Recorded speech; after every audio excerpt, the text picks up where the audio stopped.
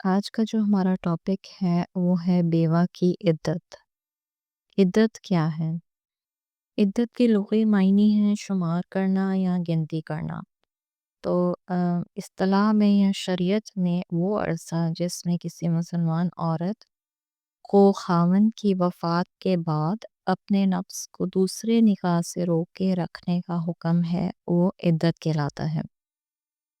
اب قرآن میں عورت کی جو عدت ہے بیوہ عورت کی وہ ہے 4 ماہ 10 دن، اور اگر بیوہ جو ہے وہ حاملہ ہے تو اس کی عدت کا عرصہ جو ہے وہ وضع حمل تک ہے، خواہ وہ اس 4 ماہ 10 دن سے پہلے فارغ ہو یا اس سے کئی ماہ بعد۔ یعنی اگر وہ عدت سٹارٹ ہونے کے اگلے دن ہی اس کا وضع حمل ہو جاتا ہے تو پھر وہ عدت سے اگلے دن ہی فارغ ہو جاتی ہے۔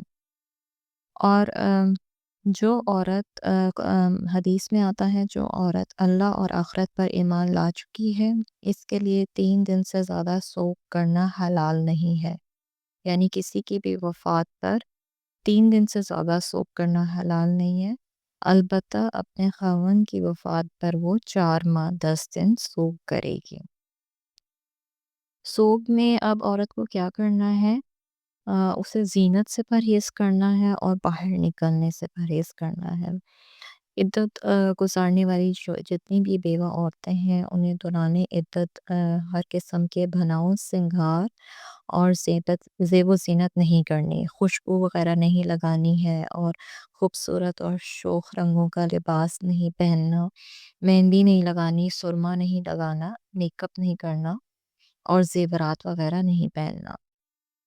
اسی طرح وہ عورت جو ہے وہ گھر سے باہر نہیں جائے گی، جہاں اس کا شوہر تھا وہیں پر رہے گی اور وہیں پر اپنی عدت پوری کرے گی۔ البتہ اگر کسی نہایت ضروری کام سے جانا پڑے، کیونکہ کچھ لوگوں کے کچھ لیگل ایشوز ہو جاتے ہیں، تو وہ اس نیت سے جا سکتی ہے، البتہ رات آ کر وہ اسی گھر میں گزارے گی جہاں خاوند کی وفات ہوئی تھی۔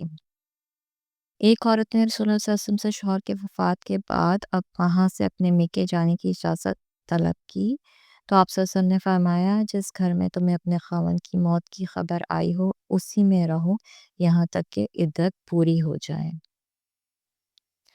اب کچھ لوگوں کا یہ مسئلہ ہوتا ہے کہ ان کے بچے وغیرہ وہ اسکول چھوڑنے بچے جاتی ہیں عورتیں، اور کچھ عورتیں جو ہیں وہ جاب وغیرہ کرتی ہیں، تو ضرورت اور مجبوری کے تحت وہ عورت گھر سے نکل سکتی ہے۔